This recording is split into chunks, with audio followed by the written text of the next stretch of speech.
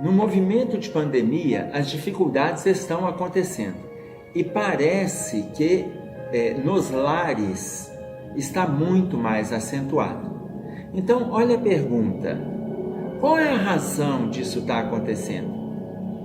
Teoricamente, não é para nós trabalharmos melhor essas relações e termos um movimento ainda mais saudável no núcleo familiar?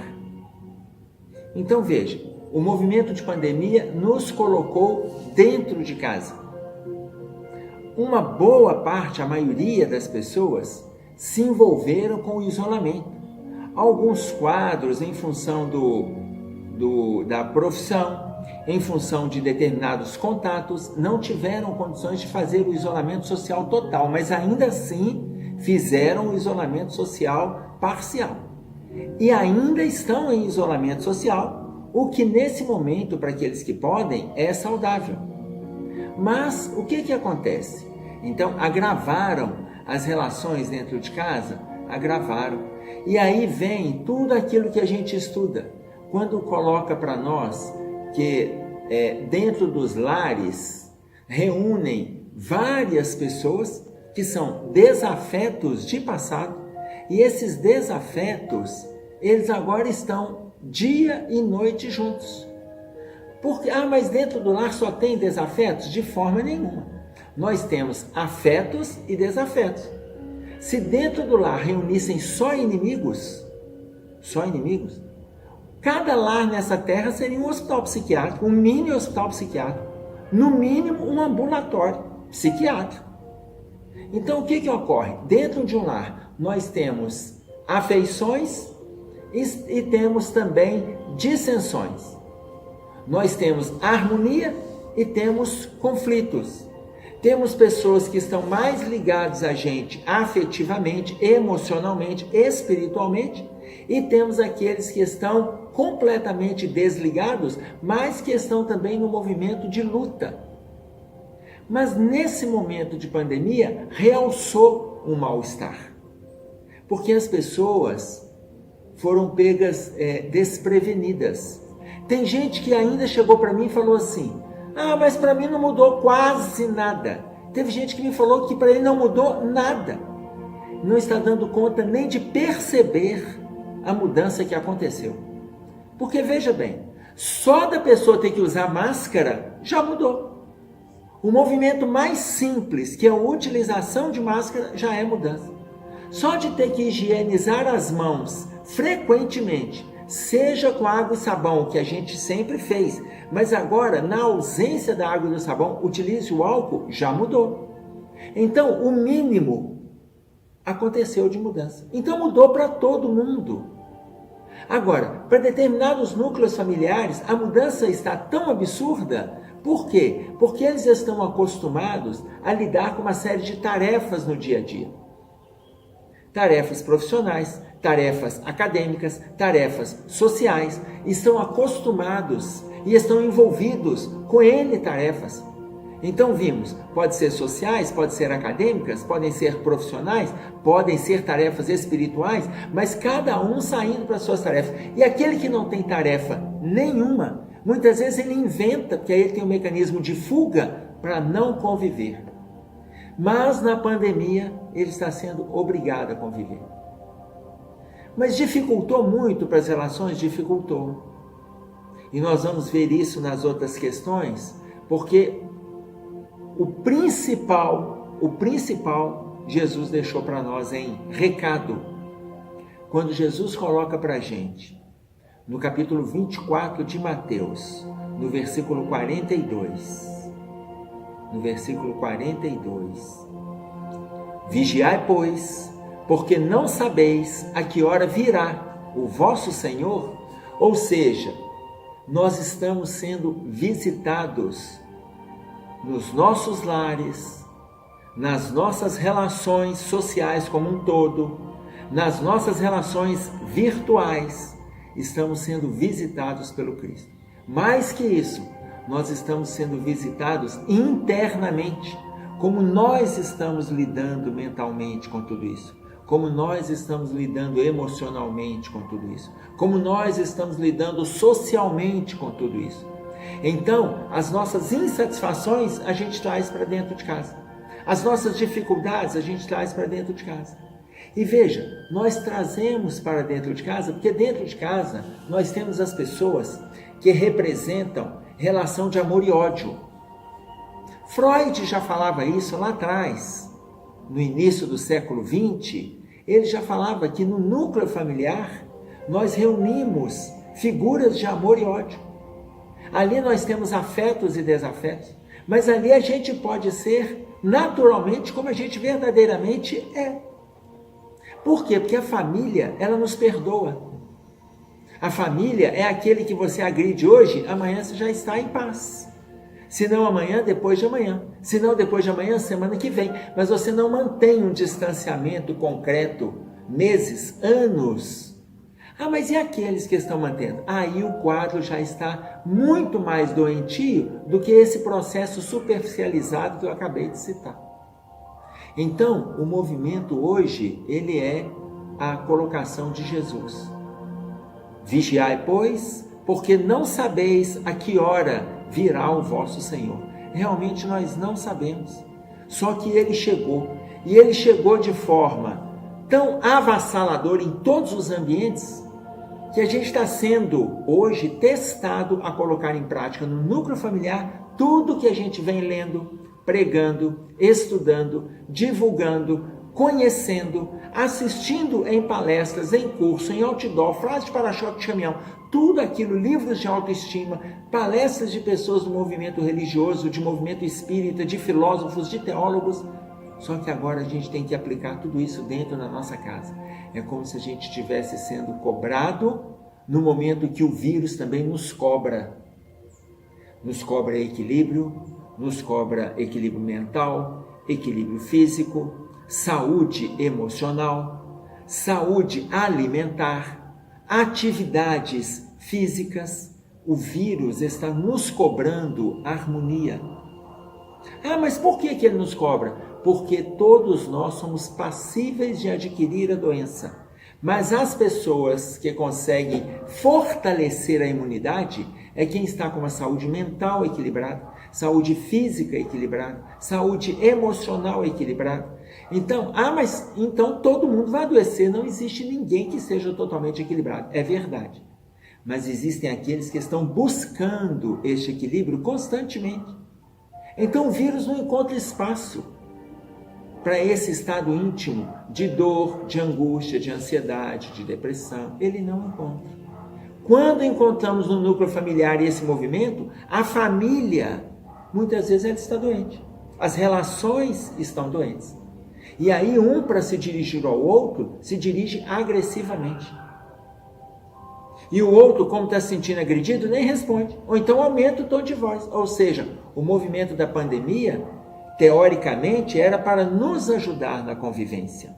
Mas na prática, muitos que não estão sabendo fazer a filtragem estão agravando as suas relações.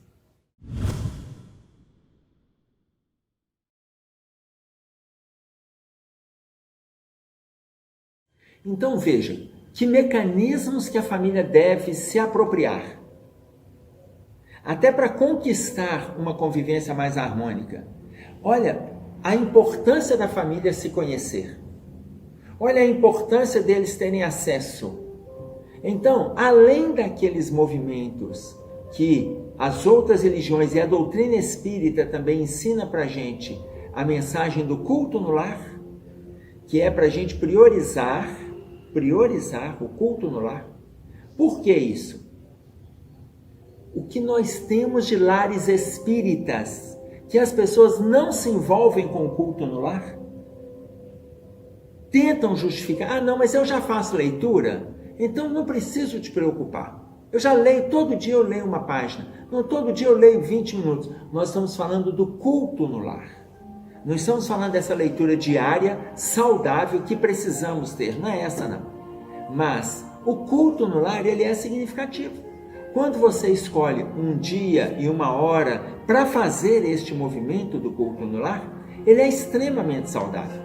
Ah, mas por quê? Porque o momento do culto no lar descreve para nós André Luiz, no livro Os Mensageiros, a partir do capítulo 37, 38, 39, ele vai falar para a gente do culto no lar, se eu não me engano, na casa de Isabel. E o culto no lar representa, escutem bem, verdadeiro, aquele momento do culto, verdadeiro posto de socorro para atendimento a desencarnados e encarnados. Repetindo, o culto no lar, inúmeras vezes, aquele momento, o lar representa posto de socorro para atendimento a encarnados e desencarnados. Aniceto, conversando com André Luiz, ele ainda diz para André Luiz assim: determinadas entidades que perturbam a família, como estávamos colocando na primeira questão, o ambiente da pandemia agrava essa perturbação? Agrava em função das dificuldades que já trazemos. Com determinadas entidades que atraímos no dia a dia, no estresse, na ansiedade, na irritabilidade, na má resposta, no aumento do tom de voz, na mudez. Com esse movimento, a gente atrai outras entidades, que são entidades perturbadoras. No momento do culto, eles vão embora. Aí o que o Aniceto coloca para o André Luiz? Determinados lares, como representa posto de socorro para atendimento a encarnados e desencarnados, aqueles espíritos que perturbam a família, nós trazemos esses espíritos para o lar na hora do culto, para eles também serem beneficiados do esforço daquela família que estão fazendo o culto, estão conversando sobre os temas, estão revendo os seus posicionamentos. Aí os desencarnados também têm que fazer esse movimento. Por quê? Porque eles são trazidos para escutar. Então, determinados desencarnados que nos perturbam durante a semana, durante o culto eles são trazidos. Aquela pessoa, aqueles lares que não se preocupam com o culto no lar, muitas vezes eles deixam de ser assistidos de forma direta. Veja bem, não quer dizer que não haja proteção naquele lar, não é isso. Mas eles deixam de se beneficiar do momento do culto no lar. Eles deixam de auxiliar aqueles desencarnados que estariam sendo trazidos, segundo a fala de Aniceto, estariam sendo trazidos na hora do culto, aonde eles orientam as páginas que vão surgir ali para o entendimento de todos.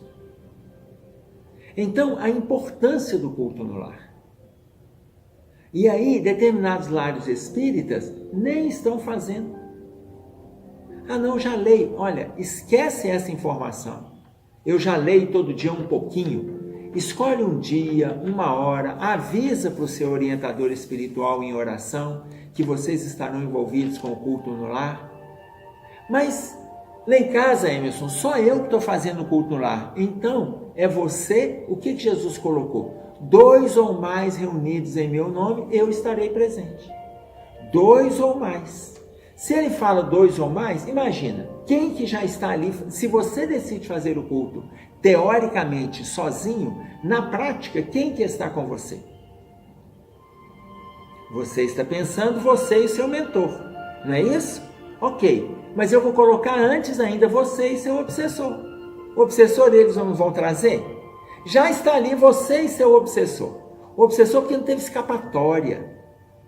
Ele já não pôde sair. O mentor chegou e falou assim: não, hoje você vai rezar com ele. Você está obsediando ele a semana inteira, hoje vocês vão ficar juntos. E aí, o mentor está ali, o mentor do lar está ali, trazendo outras entidades, porque é posto de socorro, de atendimento a encarnados e desencarnados. Então a gente nunca está sozinho. Então, primeiro, se nós estamos falando, o que a família deve fazer? Primeiro, envolvamos-nos todos com o culto no lar. Se for só um, você se envolve e envolva aqueles que estão lá em oração. Mas depois disso, o que pode ser feito naquele núcleo? Se vocês têm o hábito de conversar, já que agora, não queremos ficar juntos, escolha um livro para fazer uma leitura. Ou vamos continuar juntos? Escolha um filme.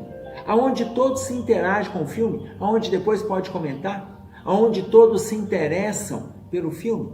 Ou seja, existem N formas de nós fazermos esse movimento saudável. Por quê? Porque nós estamos falando de um movimento de proximidade.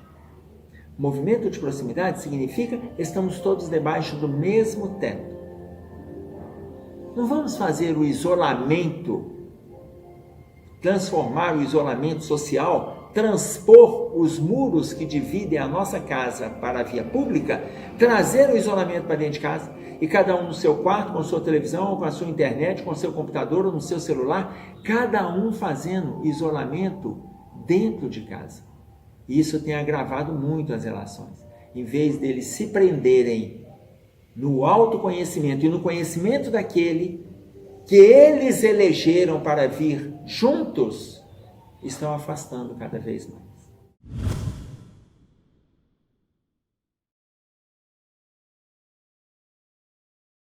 Desafios familiares. Então, o primeiro que a gente acabou de colocar chama-se convivência. Primeiro desafio, convivência. Convivência não é estar junto. Convivência, o próprio nome já diz, é viver com. Convivência. Viver com. Então, imaginem vocês, o primeiro desafio. Mas se nós pegarmos a pandemia como um todo, quais os desafios que nós estamos tendo nas nossas relações a partir da família? Eu vou pegar 4 valores para nós avaliarmos. 4 valores.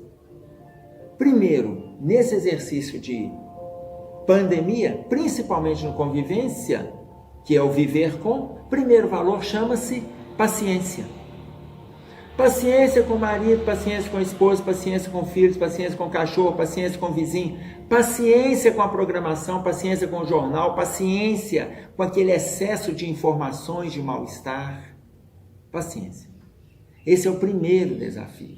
Paciência é um valor tão difícil de ser conquistado, tão difícil, que no Evangelho segundo o Espiritismo, o item a paciência, está assinado um espírito amigo. Um espírito amigo tem 2 mensagens assinadas no Evangelho segundo o Espiritismo, sendo um espírito amigo a paciência e outro é dar-se-á ao que se tem, falando da caridade. Quem é o espírito amigo? Joana de Ângeles. Joana de Ângeles com 2 mensagens no Evangelho. Imagina, ela fala da paciência e outro ela fala da caridade. Então, este é o primeiro valor. Porque se eu falei que neste núcleo familiar, convivência é viver com, vejamos os valores que nesta convivência a gente precisa lidar com eles. Primeiro, paciência. Segundo, solidariedade. Veja, são valores que a gente precisa despertar dentro de casa para transpormos o muro da nossa casa para a via pública. Solidariedade. É a gente fazer o melhor que a gente puder para aquele que está do nosso lado. Seja no emprestar de um livro, no emprestar de uma roupa, no emprestar da escuta, no emprestar do ombro. É a gente ser solidário. Se nós formos solidários, nós estamos treinando uma vida social equilibrada. Então, o segundo valor. O terceiro valor, disciplina. Paciência, solidariedade, disciplina. Aí, quando fala em disciplina, a gente sempre lembra da historinha do Emmanuel falando com o Chico sobre disciplina. Todo mundo sabe. Emmanuel falou para ele 3 vezes. A gente pensa que a disciplina nas atividades, ali na atividade doutrinária. Não, gente. Disciplina em tudo. Disciplina nas suas atividades. Disciplina na leitura. Disciplina na virtualidade. Disciplina no lazer. Disciplina no diálogo. Disciplina na alimentação. Tudo é para a gente ter disciplina. Então, vamos só para ilustrar, vamos pegar um exemplo. Uma pessoa que hoje está trabalhando virtualmente, milhões de pessoas estão trabalhando virtualmente. Você vê que as pessoas estão ficando 2, 3, 4, 5, 8 horas na frente de um computador. Isso significa que ele está desenvolvendo problema de postura por falta de disciplina. Era para ele trabalhar 50 minutos. Trabalha 50 minutos e depois caminha 5, 10 minutos, depois volta, senta de novo. Veja, se nós nos reportarmos na escola, vocês veem que cada aula tem 50 minutos? Quando temos aulas geminadas na universidade, muitas vezes acontecia isso também no ensino médio, na nossa época, no chamado segundo grau, era 1h40 de aula, mas 1h40 a gente já ficava desconfortável naquela cadeira. Na universidade, que costuma ter 2 aulas consecutivas, 1h40, às vezes 3 aulas, você pegava 2h30, só que na universidade você tem trânsito livre para sair no banheiro, beber água, volta e assenta. Na maioria das vezes o professor não está sentado, ele está circulando. Então os alunos já têm liberdade. Então aquela pessoa que não tem disciplina para trabalhar virtualmente, daqui a pouco ele está desenvolvendo problema de coluna, problema na clavícula, problema no quadril, problema visual. Mas por que ele está desenvolvendo isso? Porque ele fica sempre na mesma posição. Problema nas articulações, dor no joelho. Aí vem dor nas mãos. Mas por que não tem disciplina? Eu estou dando um exemplo simples. Embora esse não seja dos mais graves que estão em evidência, porque tem um outro problema muito grave que está em evidência. Tem qual? A gula. As pessoas estão envolvidas com o excesso de alimentação. Muitas vezes não conseguem se envolver com a atividade física, não conseguem se envolver com o jogo em família, não conseguem se envolver com uma leitura de um livro, se entregar naquela leitura, não conseguem se envolver assistindo uma palestra pelo seu celular, pelo seu computador, não conseguem se envolver. Daí a pouco para, come, volta, deita no sofá. Depois para o filme, alguma coisa, um programa, come de novo, volta, depois para, come de novo. Então, o quadro que nós estamos desenvolvendo aí é da indisciplina. Se a pessoa não estiver se relacionando, não estiver se envolvendo, não estiver dialogando, indisciplina de novo. Por quê? Porque nós estamos falando de relação social. Nós estamos falando de relação social dentro do núcleo familiar, nós estamos falando de convivência. Então, eu falei 4 valores, ou seja, convivência, no organograma, convivência, solidariedade, paciência, disciplina. Mas a raiz disso tudo, se a gente coloca o organograma convivência, colocamos esses 3 aqui embaixo, na raiz nós temos a fé. A gente precisa confiar. A gente precisa acreditar que para além da nossa imaginação, para além da mídia, para além dos pessimistas, para além dos agressivos, para além da violência, existe Deus. A gente precisa acreditar que a fé alicerça tudo isso. A gente precisa acreditar que Jesus está no leme. E aí a gente, quando abre a porta para o desespero, falta-nos a fé. Vamos pegar um exemplo? Vocês vão lembrar quando Pedro e os outros discípulos estavam no barco com Jesus. Lembram? Naquele momento que estavam no barco com Jesus, temporal, raio, trovão, começaram a aparecer ali. Os apóstolos, os discípulos se desesperaram. Pedro vai lá e acorda Jesus. Mestre, o temporal. Jesus acorda, a primeira coisa que ele fala: homens de pouca fé. Porque veja, gente, o desespero é sinal de falta de fé.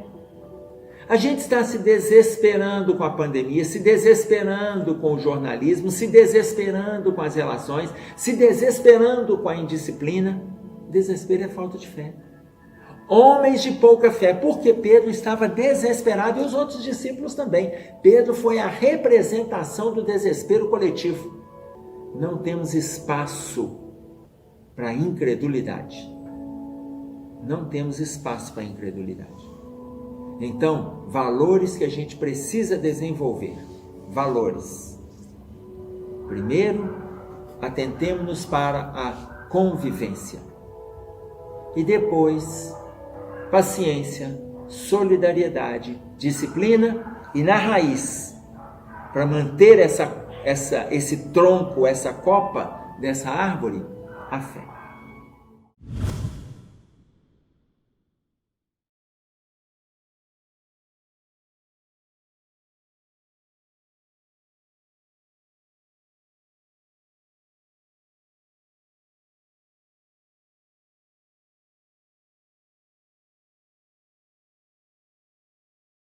Então veja, até que ponto o isolamento social pode agravar iniciativas suicidas. Acabei de falar sobre a importância dos valores que a gente precisa despertar. Se nós não despertamos esses valores, não nos atentamos para vigiai, pois, porque não sabeis a que hora virá o vosso Senhor. Se não nos atentarmos para esse valor, abrimos espaço para a invigilância, porque quem não se atenta para a vigilância, abre espaço para a invigilância. E aí pode agravar? Não é nem uma questão de se pode agravar. Por que já não é mais uma questão do pode? Porque já agravou. Veja, até o ano passado, 2019, a Organização Mundial de Saúde, ela passou para a gente os dados de que é uma média de 800 mil suicídios por ano no mundo. 3 pessoas a cada 2 minutos. Uma pessoa a cada 40 segundos no mundo. Então, imaginem vocês, esta é uma média alta? É, muito alta. Mas o que está acontecendo? Esse ano já tem os dados? Não os dados ainda fechados, os dados terminados.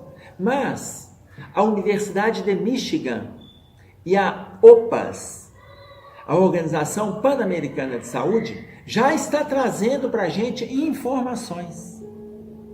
Eles estão trazendo informações do perfil do aumento do índice de suicídio neste período de pandemia. Então, o que ocorre? A OPAS, por exemplo, ela está trazendo a informação de que nós já temos uma média de aumento de 32% de suicídios só no período de pandemia. Nós estamos colocando de março a setembro. Ou seja, março, abril, maio, junho, julho, agosto, setembro. 7 meses. Não é isso? Março, abril, maio, junho, julho, agosto, setembro. 6 meses. 6 meses de pandemia e já está agravado na mesma época comparado com de março a setembro do ano passado, março a setembro de 2018, já tem o aumento de 32%. Então veja, mas é só o índice de suicídio direto? Não, aumentou também o uso dos medicamentos, aumentou o uso de drogas e aumentou o uso de álcool. Então, nós estamos com agravamento. Por quê? Porque não nos atentamos para o vigiai, pois, porque não sabeis a que hora virá o vosso Senhor. Ele pode chegar hoje à noite. Ele já pode ter chegado na sua casa há 6 meses atrás com o vírus. Chegou com a indignação, onde você tem que exercer a paciência, a solidariedade, a fé, lembram? A convivência e, acima de tudo, a disciplina. Então, estamos tendo agravamento? Infelizmente estamos tendo. Nós precisamos nos atentar para aquele que está apresentando algum mal-estar, como que a gente pode auxiliar. Mas já estamos tendo agravamento, infelizmente.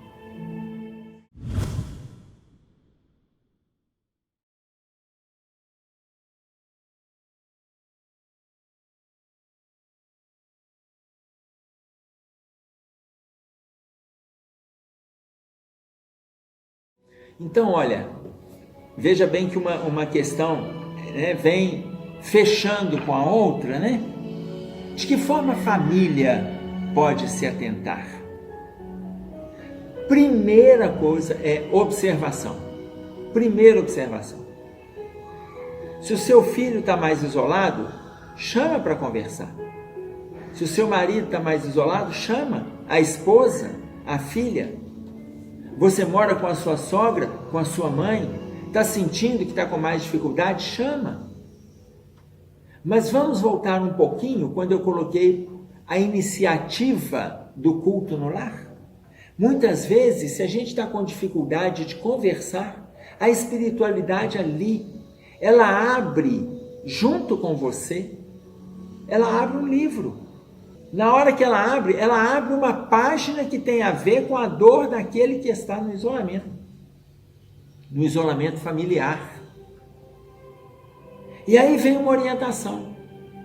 Procurem no momento do culto no lar conversar sobre a página que saiu. Então você pega, vou citar livros simples. Você pega o livro Sinal Verde do André Luiz. Coisas simples do dia a dia.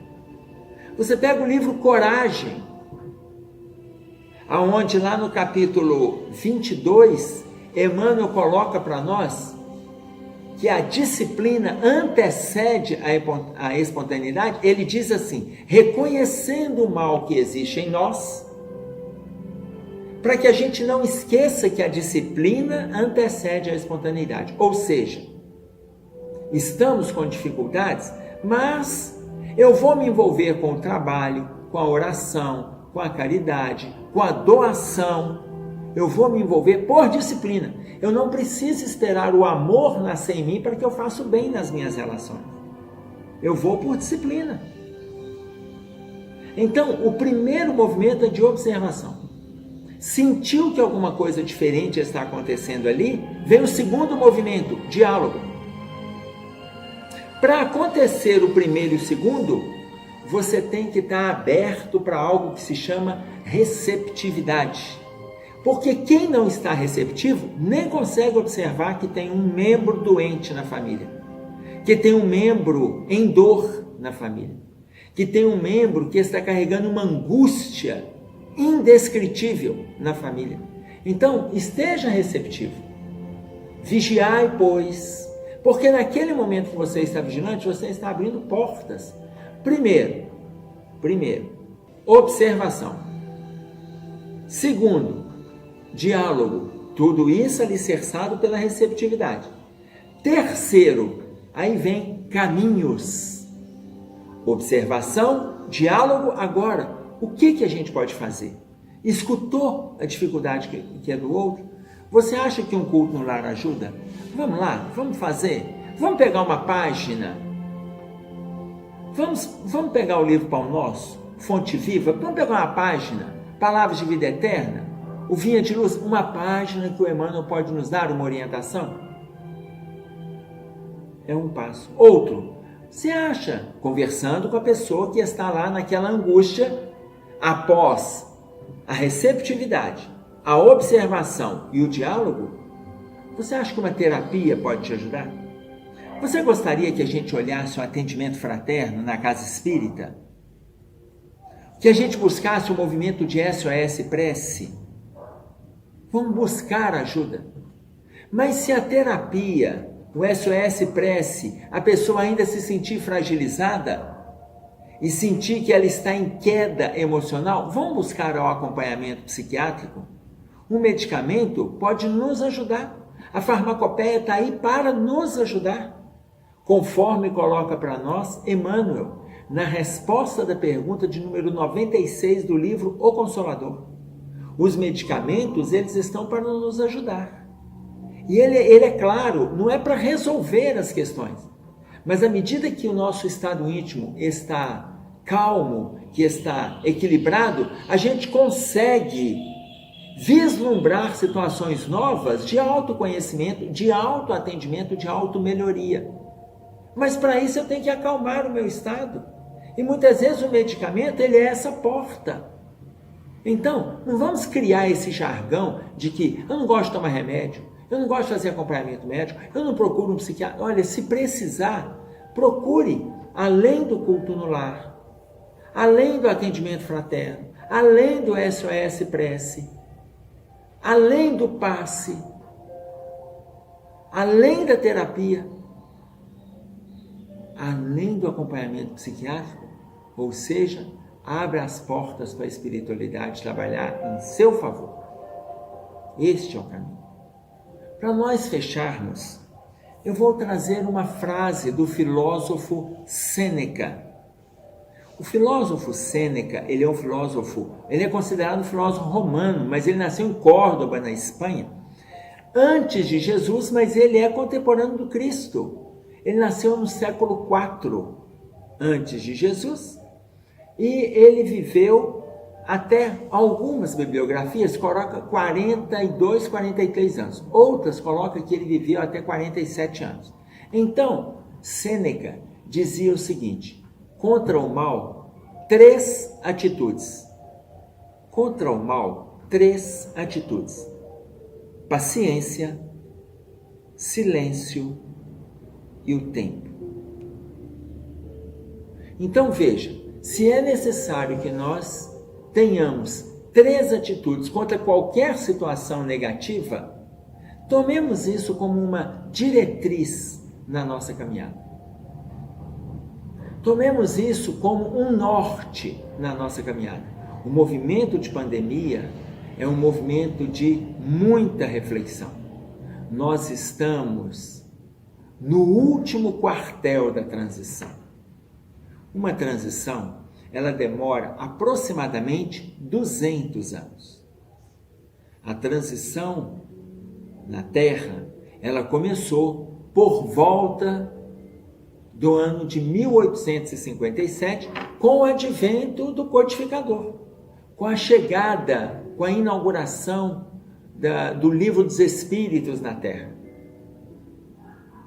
Então, de 1857, então quando deve fechar o movimento de transição? Esta pergunta é a pergunta que o Chico faz para o Emmanuel. Quando é que a gente deve efetivamente entrar no mundo de regeneração? E aí, no livro Plantão de Respostas, o Emmanuel coloca para o Chico assim: por volta do ano 2057. Imagina, nós estamos em pleno 2020, ou seja, há 37 anos da data trazida por Emmanuel, mas o Emmanuel coloca por volta. Pode ser em 2049, pode ser em 2065, por volta do ano 2057. Então, contemos com a participação de Deus no nosso dia a dia.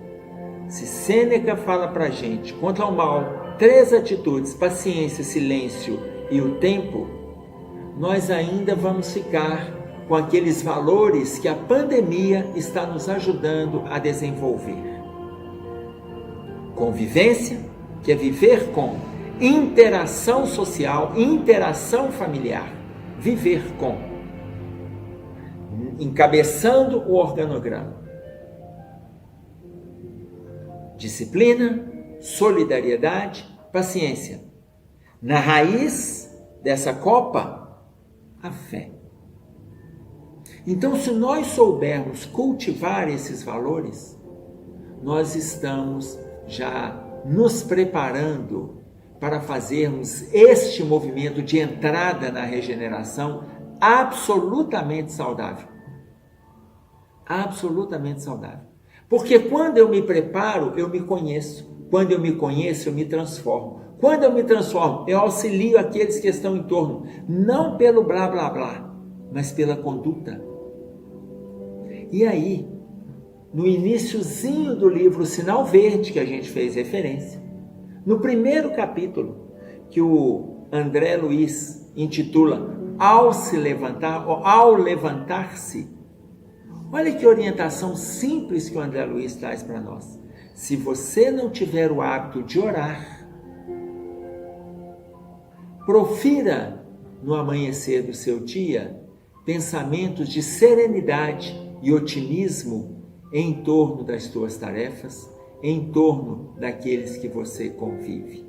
Se você não tiver o hábito de orar, pensamentos de serenidade e otimismo para o seu dia. Não temos espaço para pessimismo, não temos espaço para a dor, para a tristeza. A dor existe. Olavo Bilac, ele colocava para nós que a dor é inevitável, o sofrimento é opcional. Olavo Bilac dizia, a dor é inevitável, o sofrimento é opcional. Então, já existe muito sofrimento no mundo. A gente não precisa agravar o sofrimento que está aí. Se a gente estava fechando, falando da questão do suicídio, um dos agravantes no quadro do suicida é o aumento do estado depressivo, o aumento do estado de angústia, que é um dos sintomas descritos para nós pela Organização Mundial de Saúde, o aumento da ansiedade, mais do que isso, o aumento das viciações, abrindo porta para o suicídio de forma avassaladora, extremamente destrutivo para aqueles que ficam e ainda muito mais grave para aqueles que vão.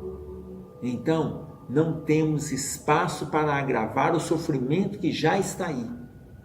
E hoje nós temos muito material para trabalharmos o nosso bem-estar e o bem-estar daqueles que convivem conosco. Utilizemos este material que está em nosso favor. Contemos com a colaboração de Deus, utilizemos da vigilância, vigiai, pois, porque não sabeis a que hora virá o vosso Senhor, e não nos esqueçamos de que o primeiro passo para a abertura e receptividade do que a espiritualidade tem a nos oferecer é a oração. Vejam, nem Jesus, com contato direto com Deus, se privou da oração. Ainda que não consigamos subir no Monte das Oliveiras para nos envolvermos com a meditação, com a oração, com a concentração, façamos o nosso movimento de serenidade e otimismo no nosso dia a dia.